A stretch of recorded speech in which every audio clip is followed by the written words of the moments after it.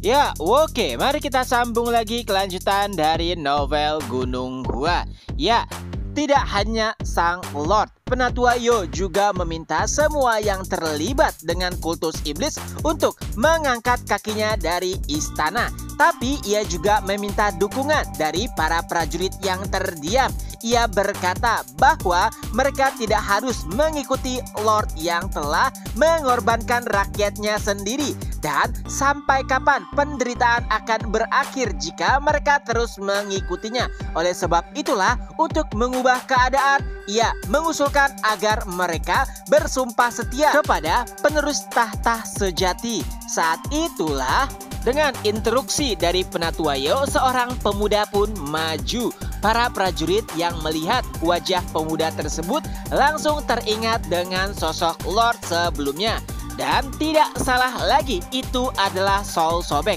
Tapi anehnya, tidak semua yang telah mendengarkan kebenaran tersebut berani menyuarakan pendapatnya. Hanya segelintir orang yang terprovokasi dan setuju dengan Penatua Yo. Saat itulah Lord mulai menanggapinya dengan tenang.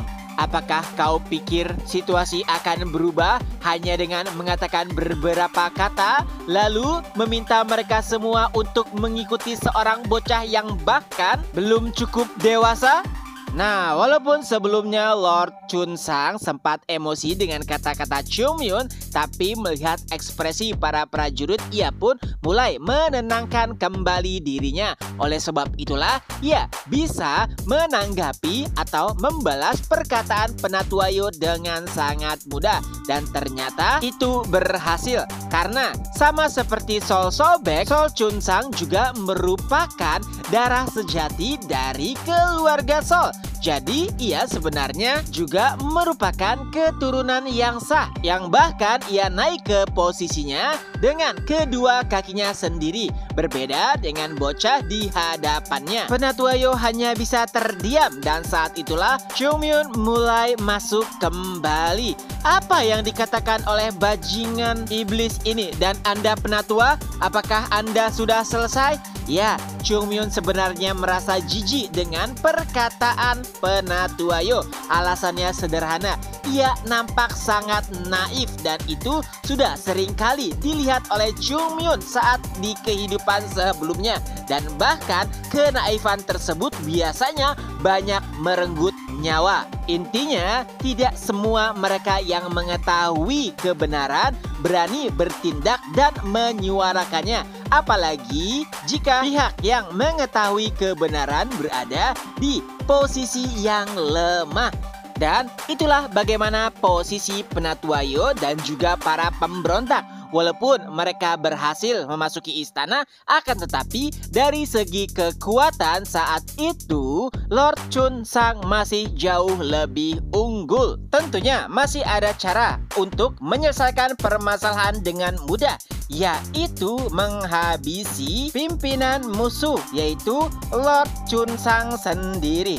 Chungmyun pun bersiap. Ia bahkan telah menghunuskan pedangnya ke hadapan Lord. Dan tentunya saat itu Lord masih sangat percaya diri bisa memenangkan pertarungan, apalagi dengan kemampuannya ditambah jumlah pasukannya. Tapi Chungmyun sama sekali tidak ragu. Ia bahkan berkata akan memperlihatkan kengerian dari pedang Gunung Gua. Chungmyun juga memerintahkan para seniornya untuk bersiap.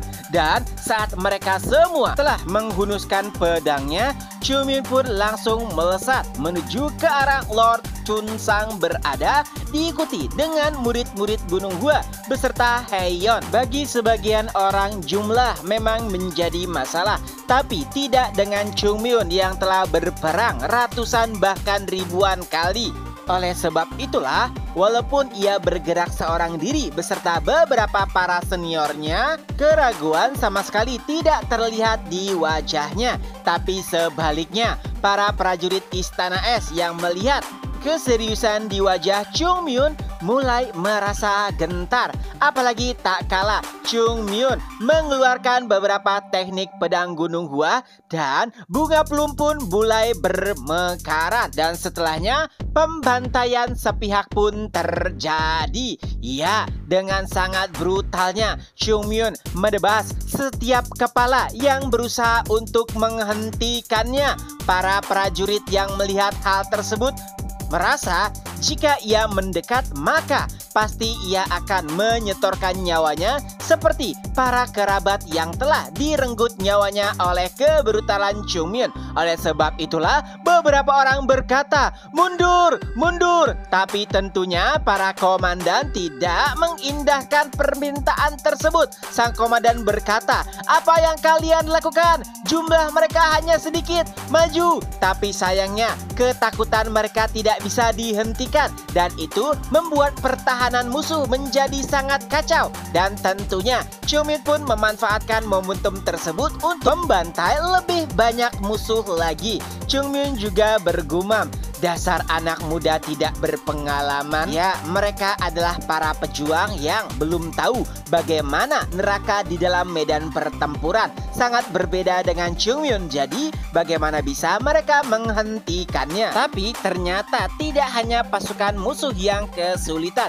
Baekhyun dan murid-murid Gunung Hua lainnya juga agak sulit untuk mengejar Chung Myun. Seberapa kuat pun mereka mencobanya, tapi sayangnya jarak di antara mereka tidak berubah. Seolah-olah Chung Myun berkata, "Cepat ikuti aku, kejar aku, jangan sampai ketinggalan." Dan tentunya sebagai senior itulah yang memicu seluruh murid Gunung Hua untuk mengerahkan seluruh yang mereka punya.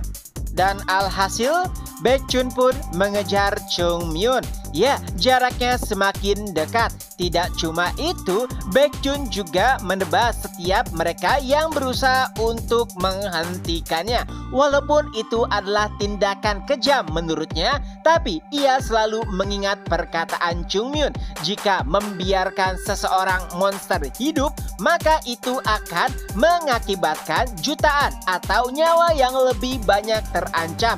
Jadi pada akhirnya Baekhyun pun menguatkan atau meneguhkan dirinya untuk mengalahkan dan membunuh setiap musuh yang ia lawan. Adapun murid-murid Gunung Hua lainnya, Yisul berhasil mengejar ketertinggalan. Ia bahkan terlihat lebih tenang dibandingkan Chung Myun saat melawan musuh-musuhnya. Adapun beberapa murid lainnya, mereka masih berusaha mengejar ketertinggalan sambil melawan para musuh. Tapi tiba-tiba belum lama Baekhyun mengalihkan pandangannya terhadap Chung Myun.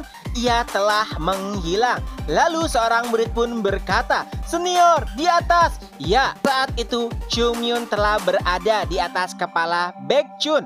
Ia menggunakan lompatan untuk bergerak di udara.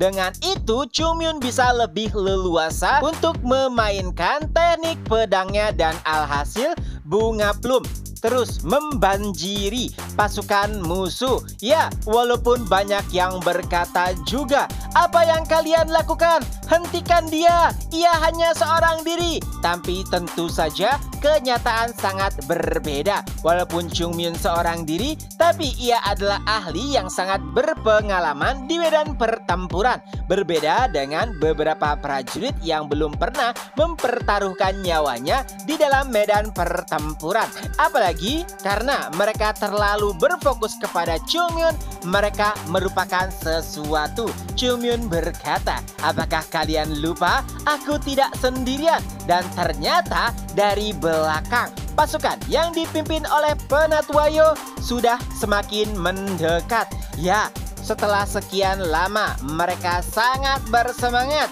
untuk menghajar para pengkhianat yang telah berkoalisi dengan Sekte Iblis. Adapun Chung Myun sendiri, setelah setiap prajurit Istana Es sibuk untuk melawan pasukan pemberontak, kini tatapannya tertuju kepada beberapa sosok di belakang. Dan tentu saja itu adalah sosok dari Lord Sol Chun Sang, Sambil menguatkan pedangnya, Cumun pun bergumam, "Sekarang adalah giliranmu." Dan chapter pun berakhir. Nah, itulah kelanjutan dari novel Gunung Gua. Semoga terhibur. Ketemu lagi di next video. Bye-bye.